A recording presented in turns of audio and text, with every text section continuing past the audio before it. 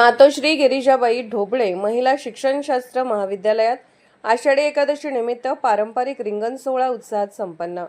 सोलापूर येथील मातोश्री गिरिजाबाई ढोबळे महिला शिक्षणशास्त्र महाविद्यालयात आषाढी एकादशीचे औचित्य साधून पारंपरिक रिंगण सोहळा अत्यंत उत्साहात आणि भक्तिमय वातावरणात साजरा करण्यात आला। प्राचार्य डॉ. वासंती पांढरे यांच्या मोलाच्या मार्गदर्शनाखाली या विशेष कार्यक्रमाचे आयोजन करण्यात आले होते। याप्रसंगी नॅक समन्वयक प्राध्यापक रेश्मा जाधव मॅडम यांची प्रमुख उपस्थिती होती। संपूर्ण महाविद्यालय परिसर यावेळी विठू माऊलीच्या जयघोषाने दुमदुमून गेला होता। कार्यक्रमाची सुरुवात महाविद्यालयाच्या प्राचार्य डॉ. वासंती पांढरे मॅडम यांच्या हस्ते विठ्ठल रुक्मिणीच्या प्रतिमेचे पूजन व आरती करून झाली। आषाढी एकादशीचे मुख्य आकर्षण असलेल्या पारंपरिक रिंगण सोहळ्यात महाविद्यालयातील सर्व विद्यार्थिनी आणि प्राध्यापकांनी फेर धरून उत्स्फूर्तपणे सहभाग नोंदवला। एकादशी निमित्त सर्वांनी आपल्या घरून आणलेल्या उपवासाच्या फराळाचा एकत्र आनंद घेतला।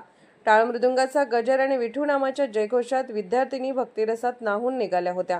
याप्रसंगी प्राध्यापक रुपाली साळुंके, प्राध्यापक जयश्री पाटोळे, प्राध्यापक सायली शिरगुपे, प्राध्यापक देवकांत गुरव आणि श्री दसाडे सर यांनी विठू माऊली चरणी अभिवादन केले।